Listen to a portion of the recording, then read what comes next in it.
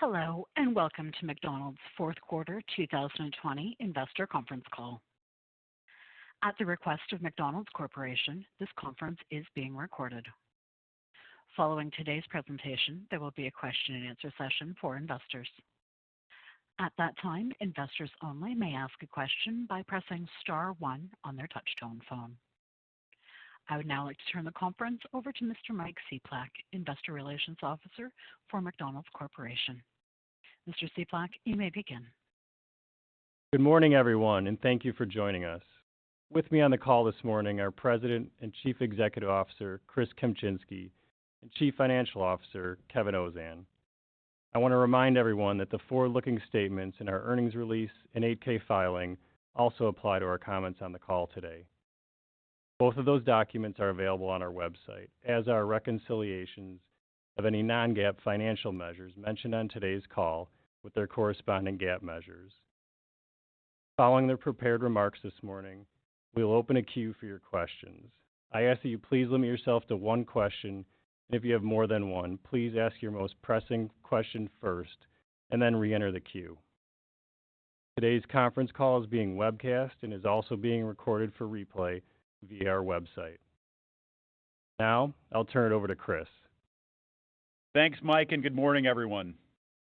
At our investor update in November, I talked about the start of something new for McDonald's.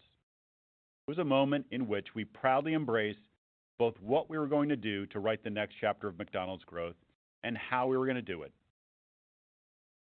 We shared our new growth strategy, Accelerating the Arches, and articulated a clear vision of where we intend to make a difference in a world in need of community and connection.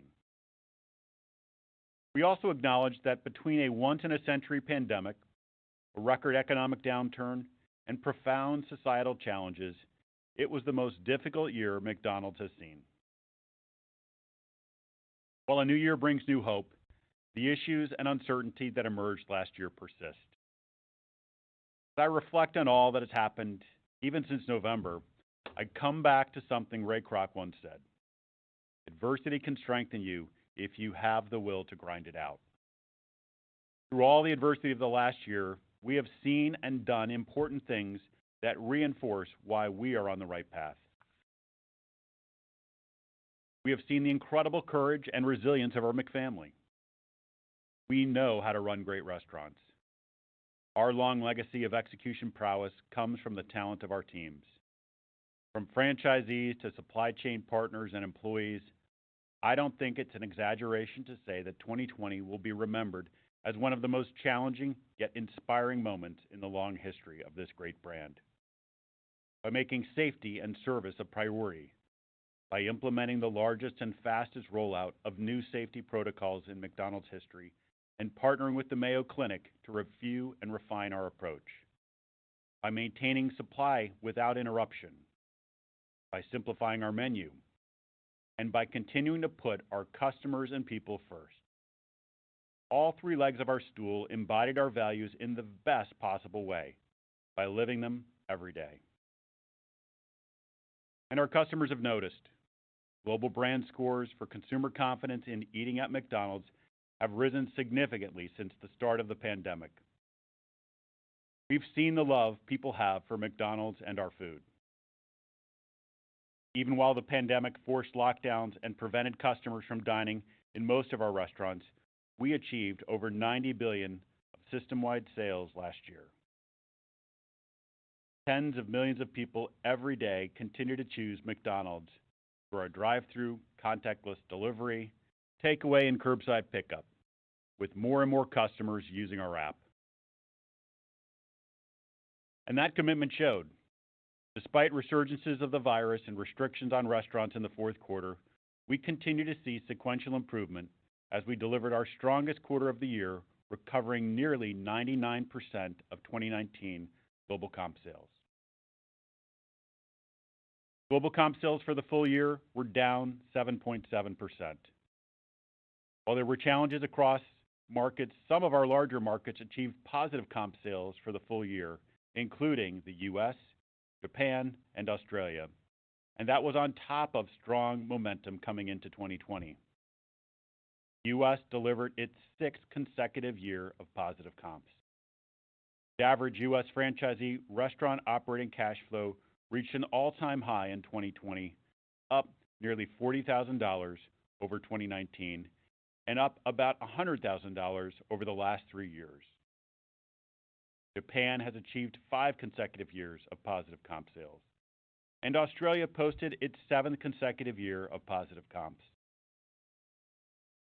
We have seen the ability that McDonald's has to survive hard times, and to do so while consistently investing to support both the short and long term. One thing I admire most about our system is that no matter how difficult times get, we never stop thinking about what's next. The impacts of COVID on our industry have been significant. It's been tough. We were sober and realistic from early on, while remaining committed to helping every operator and partner survive this crisis. We took prudent, quick action designed to prevent not a single owner-operator from failing due to the pandemic. Why we bolstered our cash position early in the year to provide nearly $1 billion in financial liquidity to support franchisees. We also maintained our view on the long term as we invested $1.6 billion of CapEx to open nearly 1,000 new restaurants globally and modernize another 900 in the U.S. Provided $200 million in incremental marketing support to accelerate the recovery. And together with our franchisees, we invested over $1 billion in technology and digital initiatives, all of which will help drive our next chapter of growth. We've also seen our commitment to feed and foster communities take on new meaning this past year. There are so many incredible stories about how the McDonald's system has stepped up to be there for our neighbors and communities this past year. To name a few, together with our franchisees, we provided more than 12 million thank you meals to first responders and healthcare workers in the U.S. We donated extra food within our supply chain to communities in need around the world. We gave millions of surgical masks to communities to help protect first responders. And in November, we announced our commitment to donate $100 million over 5 years to help families with sick children through Ronald McDonald House Charities. We were on the ground, working to help local communities solve problems while also looking for ways to use our size and scale to make an even bigger impact. It was an important reminder that brands like ours can help provide stability and even hope during difficult times. Today, brands are working through many societal issues that directly impact our businesses and the economy. And we have a unique role to play in ensuring these issues get addressed. That's true of COVID. Hard to imagine that it was just a year ago last week that the first case of the coronavirus was confirmed in the U.S. Even while we celebrate a vaccine created in record time, we know that COVID is at its worst right now in many parts of the world. That so many of the communities we serve are experiencing record high infection rates. We all must play a role as part of the solution. There is a lot of uncertainty ahead for us as individuals and for this industry. And neither may change for some time. We look forward to joining with other business leaders and working with the Biden administration and congressional leadership, as we have with every U.S. president throughout our 66-year history, to address the challenges the country faces. As we work to hopefully return to some version of normal, the needs of our customers have changed. They're dining in less and taking out more, visiting less in the morning and much more for lunch and dinner, and interacting with other people and brands less in person and more through digital. Just as the investments and choices we've made have driven broad-based strength, accelerating the arches will enable us to grow even more sustainably with a bottom-up approach to our growth pillars, our MCDs. M stands for maximizing our marketing, so our significant marketing investment remains a true growth driver. We're improving creative effectiveness and leaning into social and digital to drive customer engagement. Teams remain focused on the right balance of sales activation with brand building as we work to optimize marketing returns. We made an immediate impression in the closing weeks of 2020 with the launch of our Serving Here campaign in the U.S., celebrating the myriad ways we feed and foster communities. At the same time, many markets drove performance in the fourth quarter with successful sales-building promotions like 30 deals in 30 days in Australia and Monopoly in Australia, France, and Canada, featuring customers' core favorites. These are great examples of using our marketing muscle to drive sales without adding complexity to our kitchens. C stands for our commitment to the core menu. Our delicious core is something people rely on and return to again and again. Our core classics comprise roughly 70% of our food sales across our top markets. They drive growth and profitability, and we saw that this past year. Developing a reputation for great chicken represents one of our highest ambitions. That's why markets are activating multi-tiered strategy and holistic approaches that integrate great products, strong and sustained marketing, and operations excellence. We're building on the strength of core equities like Chicken McNuggets and McChicken sandwiches, which have seen significant growth as we continue to focus on improving our large chicken sandwich offerings around the world. In the U.S., we're excited about the return of spicy Chicken McNuggets and the launch of the new crispy chicken sandwich at the end of February. Markets are also making our delicious and popular 100% all-beef burgers even better with improved cooking procedures and new buns. Russia was the latest major market to roll out these changes in Q4, driving meaningful lifts in hamburgers sold. We've also continued to create menu excitement that keeps customers engaged by bringing back limited-time promotions like McRib and introducing new items like our bakery line in the U.S. and the premium McBaguette and signature recipe in France. What's important is that our approach to our menu is thoughtful and judicious. We've seen significant benefits with our streamlined menus and reduced complexity. New items must earn their place on the menu. Lastly, D stands for doubling down on digital, delivery, and drive-thru. They were the difference maker when the pandemic hit and are at the heart of our combined efforts to create a faster, easier, better customer experience. Digital sales exceeded $10 billion, or nearly 20% of system-wide sales in 2020 across our top 6 markets. We're moving aggressively to bring My McDonald's with mobile ordering, payments, delivery, rewards, and fun promotions like digital calendars to our customers as soon as possible. We're on track to have elements of My McDonald's across our top 6 markets by the end of 2021, featuring loyalty programs in several of those markets, including a U.S. loyalty launch later in 2021. We have big ambitions. We've already shown we know how to meet big goals, as we've proven with delivery. In the past 4 years, McDonald's has expanded the number of restaurants offering delivery to nearly 30,000. And COVID has underscored how meaningful our efforts have been to our customers. Many markets, including Australia, Canada, and the U.S., have doubled their delivery sales mix over the past year. We continue to build out our delivery advantage, much like we're expanding our competitive advantage on drive-thru. With over 25,000 drive-thrus around the world, we've made smart investments to bolster foundational elements like staffing, positioning, and order assembly. We've reduced service times each of the past 2 years, even as a greater percentage of customers went through our drive-thrus during 2020. While each pillar will further extend our leadership, what's especially powerful is the exponential impact when all 3 pillars come together. Famous Orders platform in the U.S. is a prime example. In the fourth quarter, we featured favorite menu items of Latin music icon J Balvin and classic holiday characters, including Santa Claus and the Grinch. With exclusive deals on our app, customers rediscovered iconic core menu items like Big Macs and Egg McMuffins and tried new items like cinnamon rolls. And we drove digital adoption, including significant lifts in app registrations and use. That's our sweet spot. That's how M, C, and D come together to drive demand, sales, and growth without creating additional complexity. Our ability to navigate the past year would not have been possible without the incredible commitment of our franchisees, our supply chain and agency partners, and our employees who have continued to focus and execute during this extraordinary past year.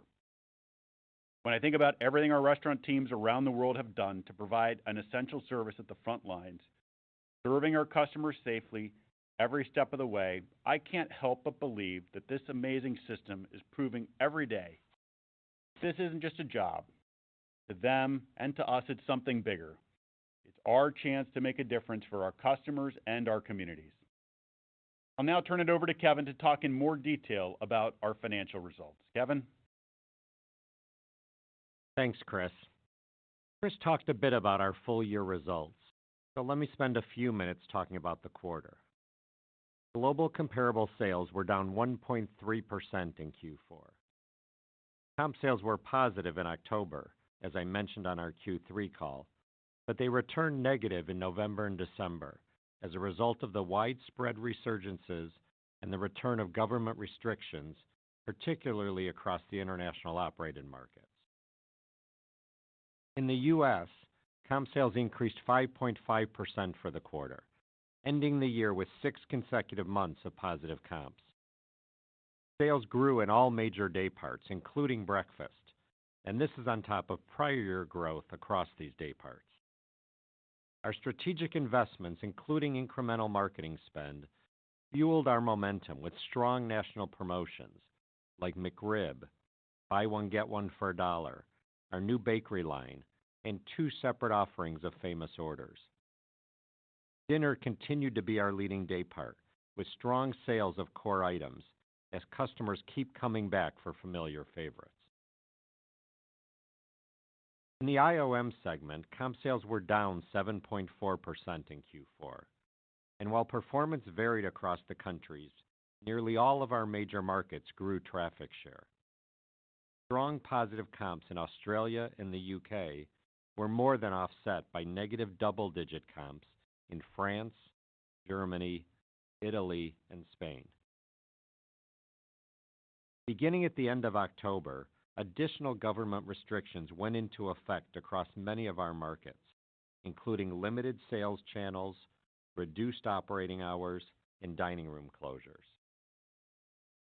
Australia benefited from strong menu and marketing news in the quarter, including the successful launch of a new chicken line, with McSpicy at its center. Another example of great ideas and products traveling across our markets, as McSpicy has been a customer favorite in China and several other markets in Asia for a while. Since the start of the pandemic, Australia has also doubled their delivery sales. The UK has achieved comp sales growth every month since August, despite increased restrictions reintroduced in early November. The quarter benefited from a focus on core menu as well as phenomenal growth in delivery. And finally, comp sales in the International Developmental License segment were down 3.6% for the quarter, reflecting significant improvement for most markets over Q3. Japan once again delivered strong positive comp sales for the quarter and for the year, as Chris mentioned. The market is meeting customers' changing needs, growing delivery and mobile ordering, along with running successful LTO promotions, all while further strengthening trust in our brand. And in China, results have improved quarter over quarter since Q1. Recovery continued on a steady pace with a marketing plan focused on delivery and digital, along with new chicken offerings. And despite the challenging year, nearly 500 new restaurants were opened across the market in 2020. Turning to January trends. In the U.S., sales comps continue to be strong and are expected to be up high single digits, with continued growth across all day parts and assisted by consumers receiving government stimulus checks. IOM comp sales are projected to be down low double digits, given the government restrictions that remain in place in most markets. Continued momentum in Australia is being more than offset by double-digit negative comps in France, Germany, Italy, and Spain. And we expect this trend to likely continue until dine-in resumes. Adjusted earnings per share in Q4 was $1.70, after excluding gains on the sale of an additional 3% of our ownership in McDonald's Japan. While global restaurant margins were down as a result of the pressure on sales, the U.S. grew both franchised and company-operated margins, up over $70 million for the quarter.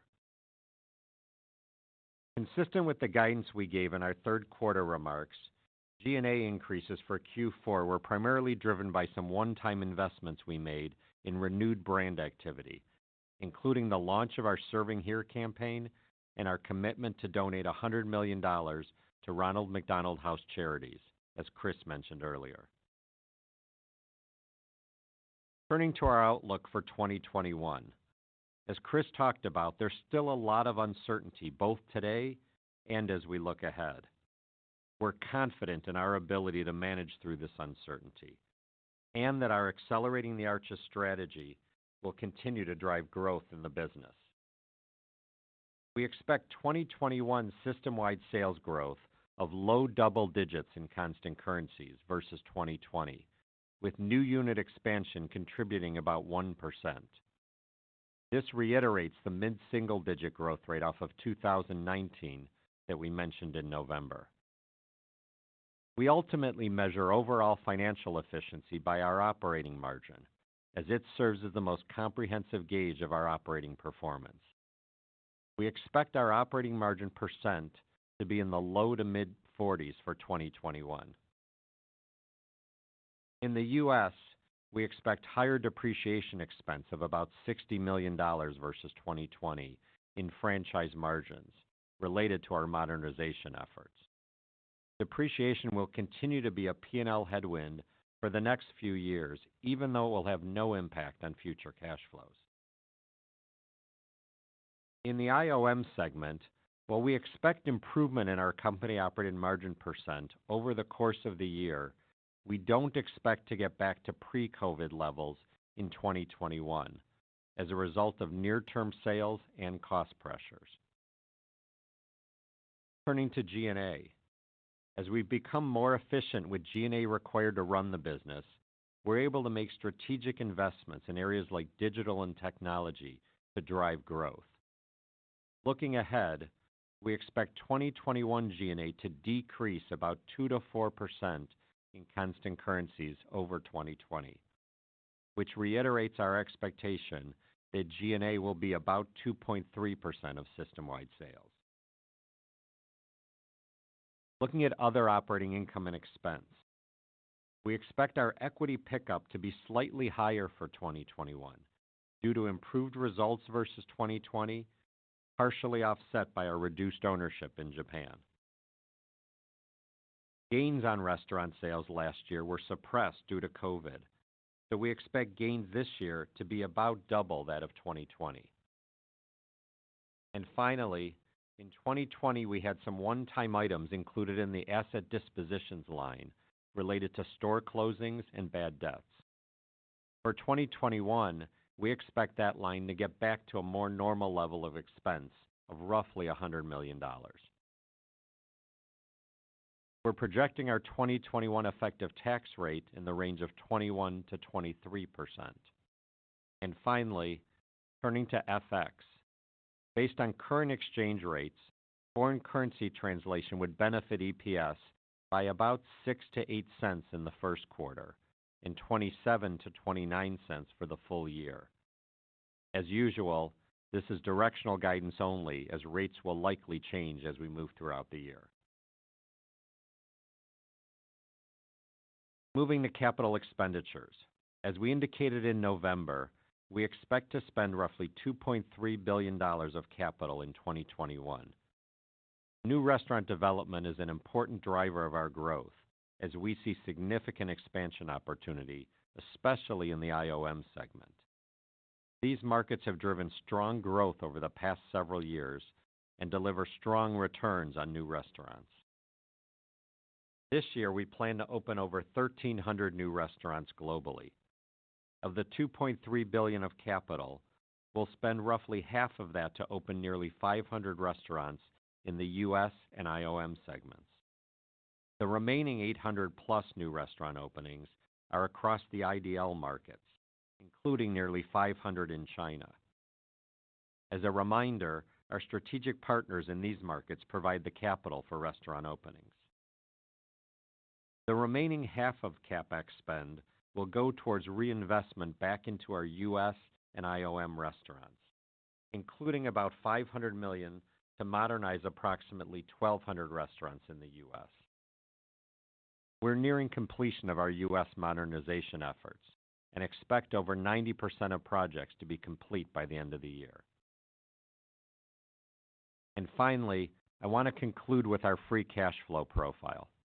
With the improvements made to our business operating model over the last several years and the consistent strength of our global business, our free cash flow grew significantly through 2019. In 2020, even with significant disruption, we generated free cash flow of over $4.5 billion. And free cash flow conversion, which measures our ability to convert bottom line earnings to free cash flow, was nearly 100%. In 2021, we expect to convert more than 90% of our net earnings to free cash flow and to generate free cash flow near 2019 levels, or about $5.5 to $6 billion. Our capital allocation priorities remain the same. First, investing in the business to drive growth. This includes both capital expenditures as well as investments in technology and digital. Second, prioritizing dividends to our shareholders. After that, most of our remaining free cash flow for 2021 will go towards paying down debt to get back to pre-COVID leverage ratios by the end of the year. As we start the new year, I'm confident that the plans we have in place will position us to continue to deliver sustained, long-term profitable growth for our system and shareholders. Now I'll turn it back to Chris to close. Thank you, Kevin.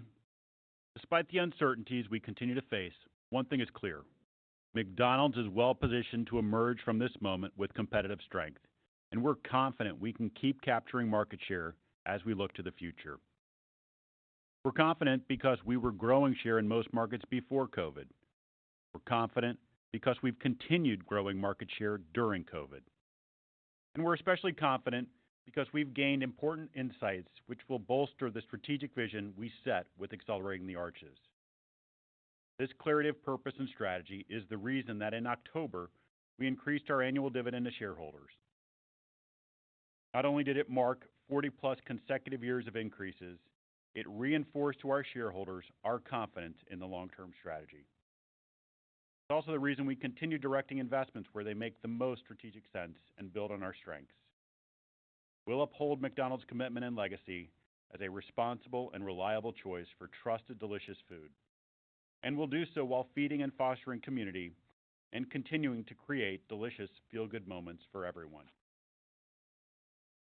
This is the mission that has always and will always animate our work. Because when it comes to our customers, our employees, our franchisees, and our suppliers, it doesn't just matter what we do, it matters how we do it. And now we'll begin Q&A.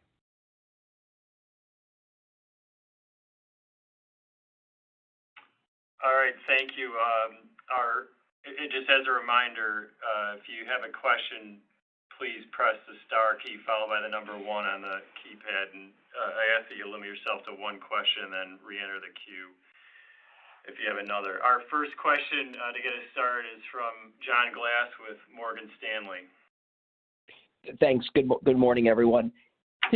Chris and Kevin, can you talk a little bit more about the IOM markets and the tactics you're using to drive sales? I understand the dine-in is more important. There's less drive-through structurally, but what are you doing to help, sort of bridge this gap till we get to easier comparisons in the reopening?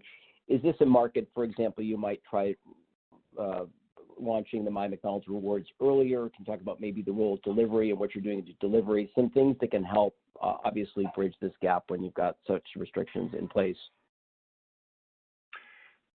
Hey, John, it's Chris. Thanks for the question. And, in the IOM market, as you know, it is those markets tend to be more of a dine-in business. And so the biggest thing that we're doing with many of these markets having dine-in closed is we are trying to do as much as we can to drive our drive-through, delivery, our digital businesses, and we're having good success with that. Some of it, though, is frankly limited because in many markets there are operating hour restrictions, 6 p.m., 8 p.m., et cetera. So I think part of what we are trying to do is with our franchisees, so long as we are dealing with government restrictions around what you can open, how long you can be open, it's about supporting the franchisees, as we said in the opening remarks here, making sure that all of our franchisees have the liquidity that they need to get through it. As you come through, though, I think the plan that we laid out, which is focused on driving core menu and the 3Ds, that's the way that we really come out of this, I think, in a very strong position. And we've seen, as we've gone through this, one of the things for us, we've discovered capacity that we didn't even realize we've had. I think in the last year, we've moved something like 300 million additional cars through our drive-throughs. And if you had asked me a few years ago, I was thinking that we were, pretty maxed out on drive-throughs. So I think our guys are set up well to get after this, but as we're continuing to deal with some of the short-term restrictions, it is challenging. The only thing I'd add, John, is, as Chris mentioned, obviously we're seeing both digital and delivery growing significantly in those IOM markets. In the UK, for example, over 20% of their sales in Q4 were delivery sales. So we are seeing some significant growth both in delivery and digital. The other thing I would point out is this is nothing structural. This is a temporary issue. And the reason I think we're confident in saying that is if we look back at even as recently as October, we were relatively flat in IOM in October. But as the new restrictions come back, that's when we see kind of comps going down again. So as soon as the markets start opening up again and easing restrictions, I think we're pretty confident customers come back pretty quickly, and we'll be set up well. Our next question is from Eric Gonzalez with KeyBanc. Hey, thanks for the question and good morning. I was wondering how you think fast food chains like yourself might fare as the world gets through the vaccine recovery phase. And clearly there's been a high demand for contactless and home meal solutions during the pandemic, as evidenced by the increased average check. But Australia, which seems to be a strong performer as of late, might be one area where it seems like consumers are closer to normal relative to the rest of the world. So if you could speak to how the traffic and traffic ticket dynamics have evolved in that country, perhaps that might give us some clues about how you might perform in some other countries post-vaccine rollout. Thanks. Thanks, Eric. In Australia, as you note, it has been one of the few markets in the world that has, I would say, relatively unscathed by coronavirus, as they've done a very nice job of containing the virus. And that market is performing very strongly. Our franchisees in Australia are going to have record cash flow in 2020. The business is doing high single-digit performance. So I think it is, for us, a good indication of what this the post-COVID opportunity for us can look like. I think what we are expecting, though, is, and what we've seen as we've gone through COVID and then resurgence of COVID's recovery, is that channels like digital, like delivery, like drive-through, they do remain elevated. We think that that is going to be kind of one of the more enduring parts of it. Doesn't mean that there still isn't going to be, a sizable dine-in business, but I think the takeaway business is going to remain elevated post-COVID, including delivery with that.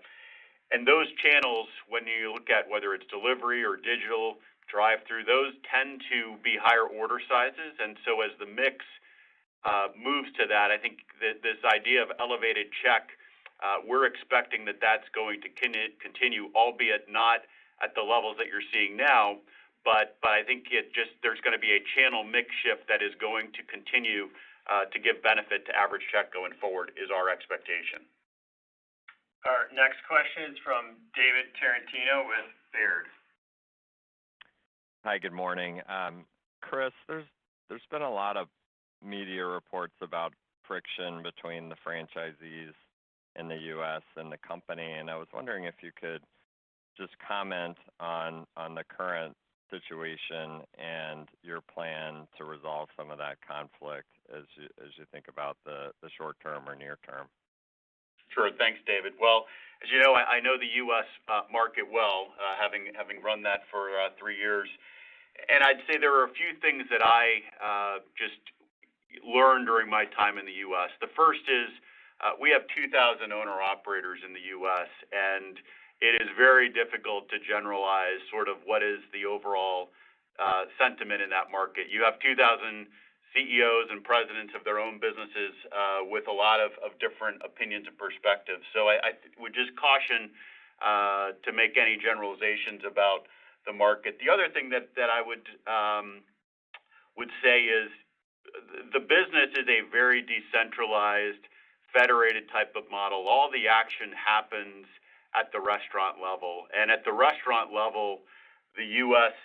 Interaction between the company and franchisees remains strong. And I think the evidence of that is just the operating performance that you're seeing out of our restaurants in the U.S. As we're putting up, pretty strong comps, which, if you look at it on a 2-year stack basis, it was, I think, a 10.1 in Q4 on a 2-year stack.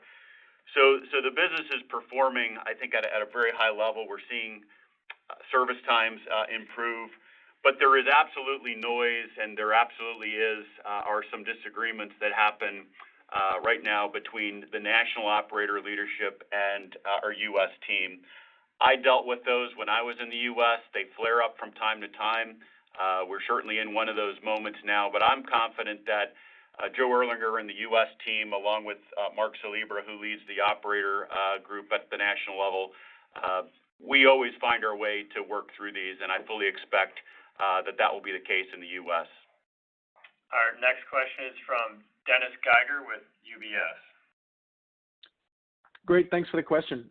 Chris, you've outlined, I think a bunch of initiatives in the U.S. and marketing plans and overall strategy for the U.S. this year. Just wondering, kind of given the strong recent momentum the U.S. has seen, wondering if you could kind of just help frame some of those initiatives for the year that you kind of see as most impactful. I'm sure it's sort of a collective effort, but in your mind, what's kind of the most impactful this year to help drive sales, to help drive continued market share gains? Is it the marketing plans? Is it some of the new products that you've highlighted, aspects of the 3Ds? Just hoping you could kind of contextualize some of that for us. Thanks. Sure. Well, I'll go through kind of the MCD framework. I think we've got to have great marketing. The great marketing has to come to life on chicken and the loyalty launch.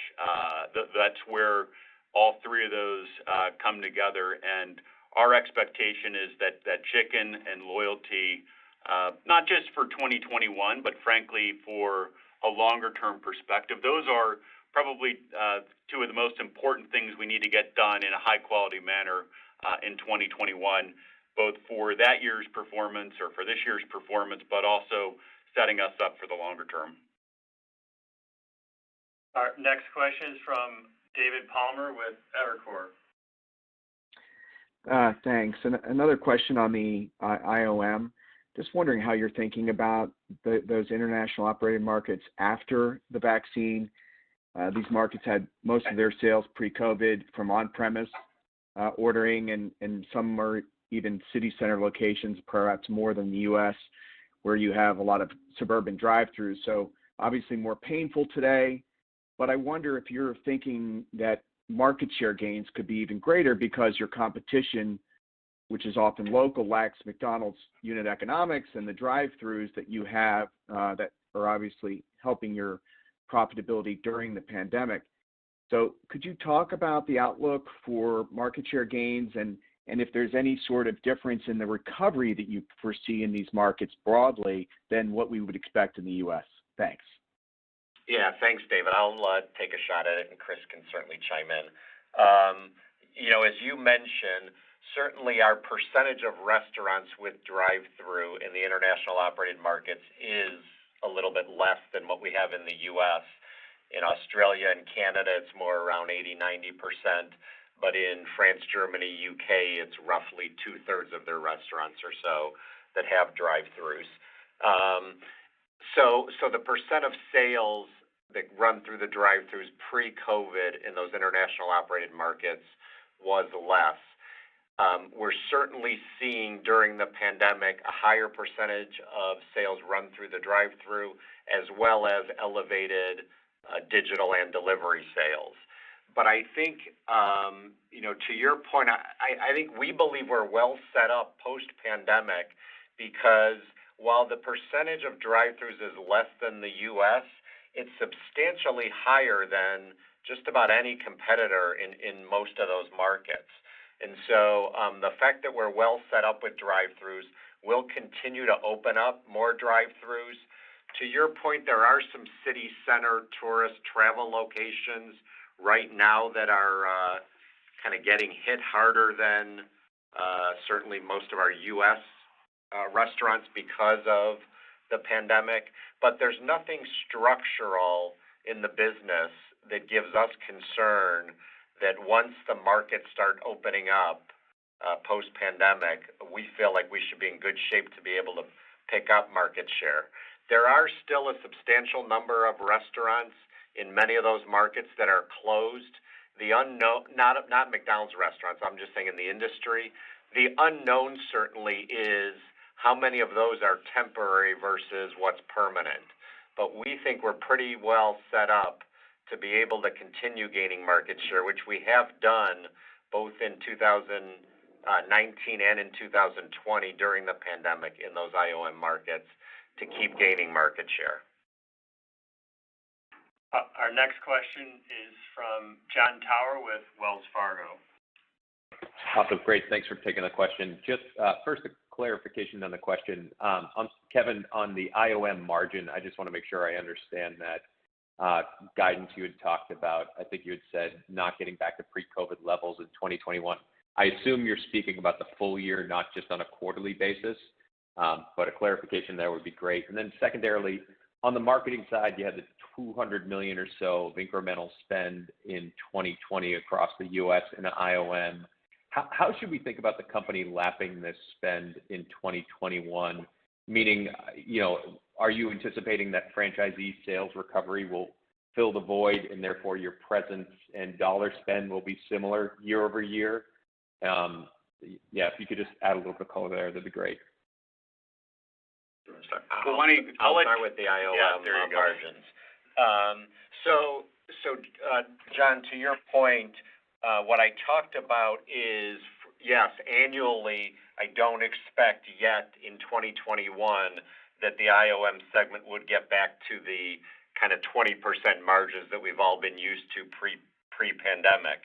Again, there's nothing structural that prevents that from happening longer term, but we know for, at least in the first quarter, certainly margins are certainly depressed a little bit still because of the sales and the restrictions going on. So we do think as the year progresses, margins will improve over where they were in 20, but likely not get back for the full year to that 20% kind of level that we were used to prior to the pandemic. And then on the marketing question, I'll start maybe just with the math, which is, as you know, we do fund marketing as a percent of revenue, and so certainly as the business recovers and grows, we think at a pretty nice clip in 2021, that there will be a benefit from an investment size that we can go do in marketing, but it's not going to be to the level of $200 million. I think the bigger thing that I think about and the bigger benefit is this is a momentum business. And when you have momentum in the business, everything seems to work better, including on your marketing side. So our expectation, part of why we put the $200 million in 2020 was to make sure that we could generate some strong momentum coming out of this. And when you've got that momentum, you get an outsized effect from what would be even a normalized marketing level. So that's the bet that we're making and why we're confident on the back half of the year. Our next question is from Chris Carroll with RBC. Hi, good morning, and thanks for all the detail provided so far, and appreciate the detail on the most recent trends in January. I did want to ask about the competitive environment in the U.S. I mean, clearly a lot has been made around the growing competition around chicken. but there also appears to be more of a focus on value as competition continues to ramp for traffic. So curious to hear your perspective on just broader industry competitive dynamics, and in particular thoughts on breakfast competition and share gain opportunities there. Thanks.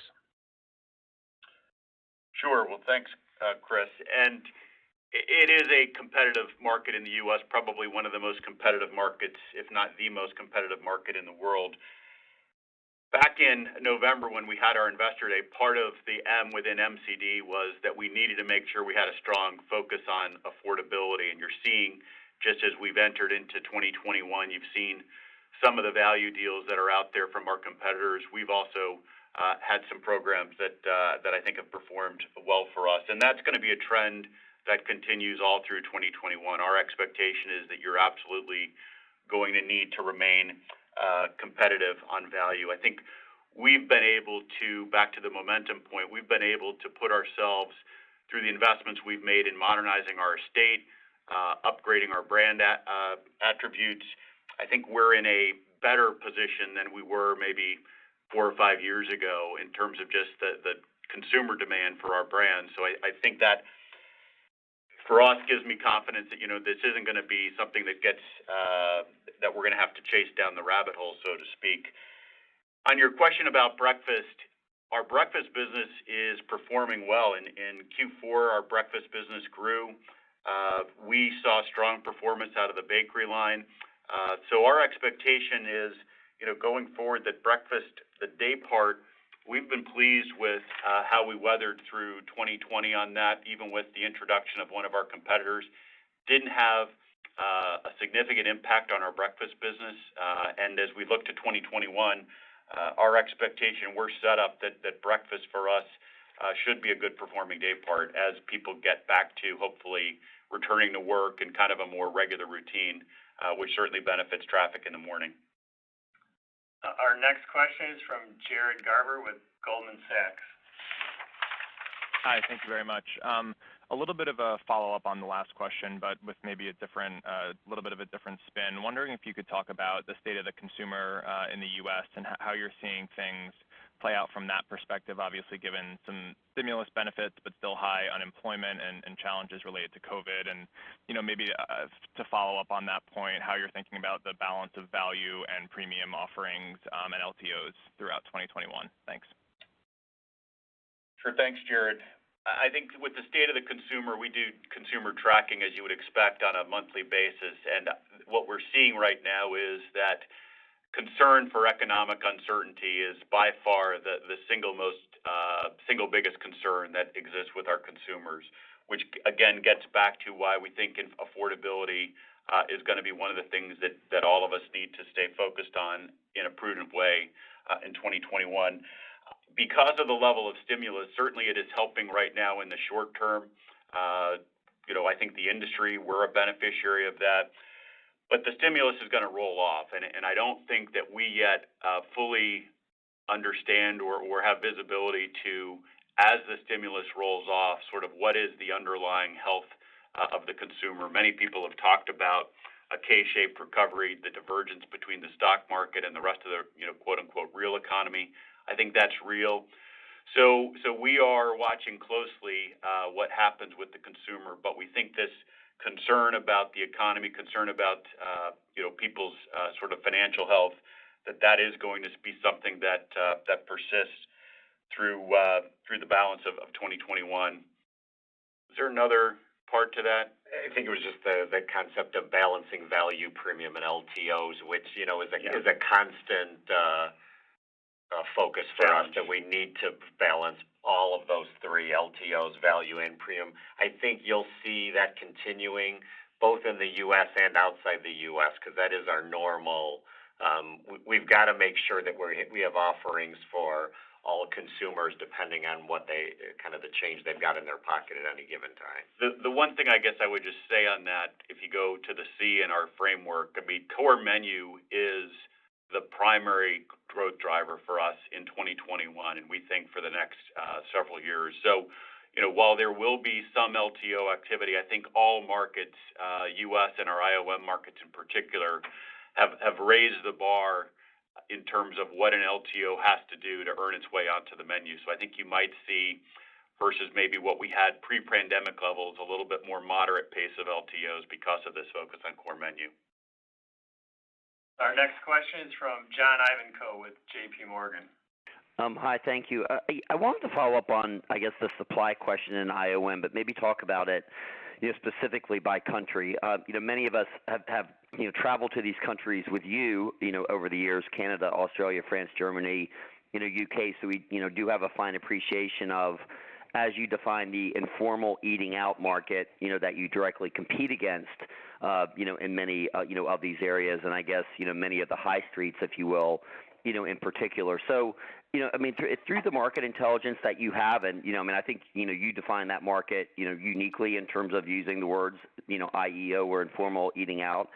How much capacity do you think, and again, this is, really, looking for your opinion. It's not necessarily a fact, but how much of that capacity do you think has come out permanently? And, I ask this question, also in the context of, government assistance to restaurants are, so different, around the world, certainly different than the U.S. that, maybe give, a certain amount of survivability, or I guess in some cases unsurvivability relative, to what's happened, for example, through PPP here.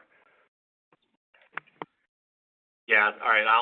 I'll take a shot, and then again, Chris can always add in.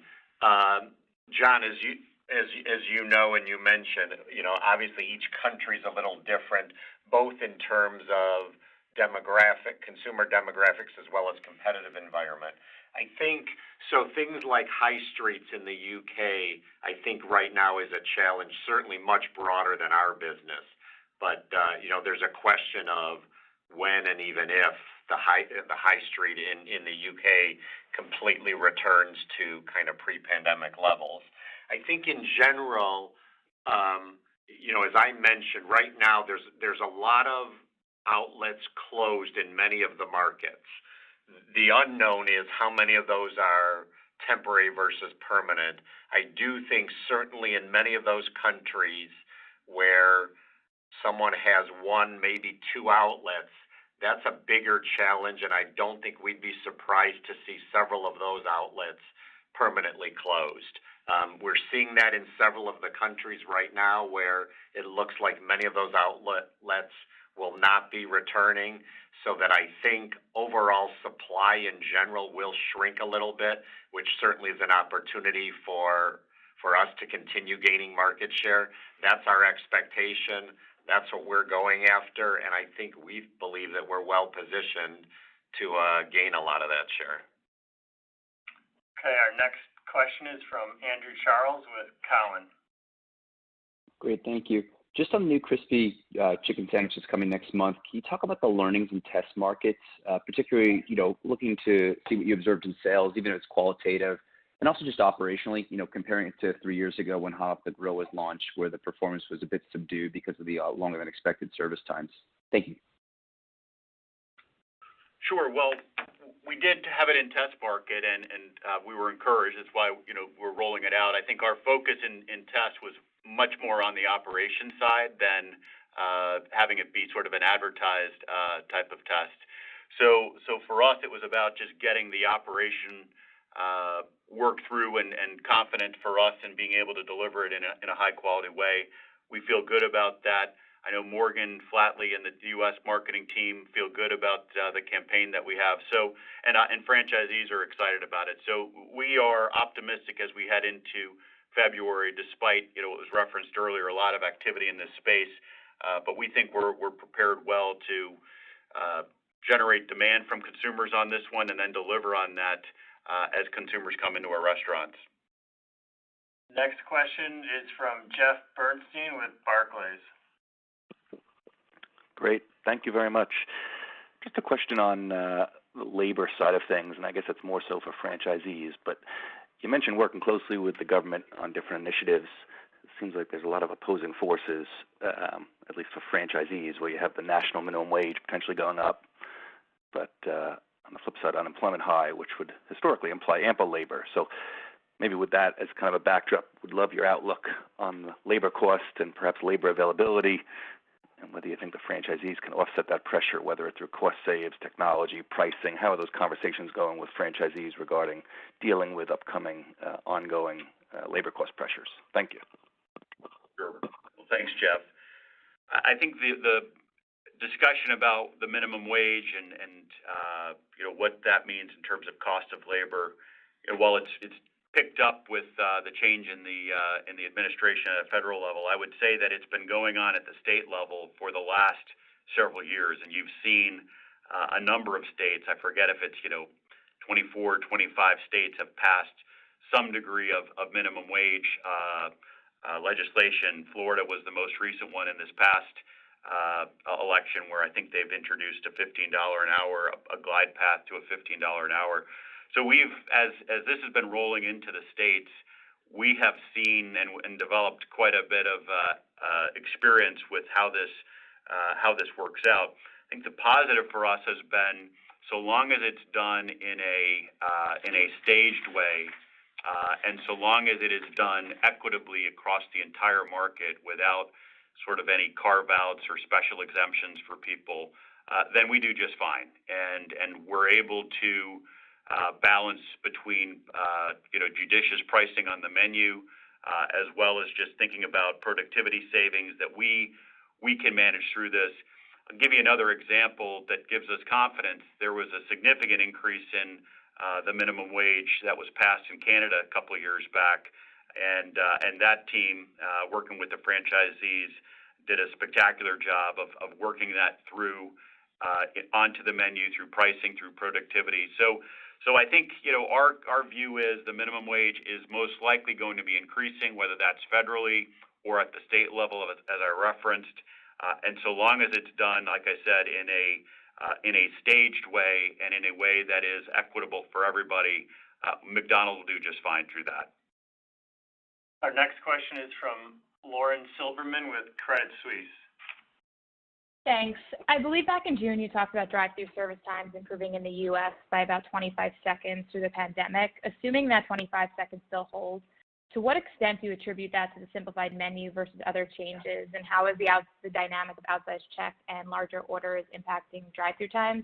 And then just for 2021, do you see any other opportunity for further improvement, such as a broader rollout of Apprente? Yeah, I can give a shot to that, Lauren. We've continued both in 2019, as you mentioned, but as well in 2020. Overall, we reduced drive-through times by roughly 30 seconds over the past 2 years in our major markets. And I think that's a combination of a few things. One is menu simplification and the more limited menu that you indicate, but also just a big focus on operations around the world, which includes some non-sexy stuff like staffing and positioning of our crew, some certain technology that we put in the restaurants to help the crew monitor the times. And so there's just some basic kind of operating the restaurants efficiently that goes along with the right menu and menu boards. And so there continues to be a big focus on drive-through operations, especially because we've seen drive-through continue to be a bigger percentage of our business. So there's still opportunity to continue reducing those service times. So I wouldn't say that we are now at kind of the top level of what we can achieve. There's still a big focus around the company on continuing to improve those service times. Okay, we have time for one more question from Greg Frankfurt with Bank of America Merrill Lynch. Yeah, thanks for that. Can you maybe talk a little bit about store-level margins in the U.S. and where you see them going kind of over the next few years? And the pandemic has helped kind of push that up quite a bit, and I'm wondering how much of those gains you think you can hold on to from an efficiency standpoint. Thanks. Yeah, thanks, Greg. Certainly in the U.S., we've seen the last couple quarters that store-level margins are up. I think that's a combination of a few things. We've talked about higher average check, being larger group size orders, et cetera. Again, I think, as Chris mentioned, some of that will stick, maybe not to the level that we are today. So I think we do see some of the U.S. Margins probably moderating over the next year. Conversely, in the IOM, I think they've been hit harder at store level margins because they haven't had the sales levels that we need in order to maintain high margins. So I think IOM over time will get back to where they were pre-pandemic. U.S. is probably a little bit higher in the last couple of quarters than we should expect ongoing for 2021 at least. Okay, thank you, Chris and Kevin, and thank you all for joining. Have a great day. This concludes McDonald's Corporation Investor Conference Call.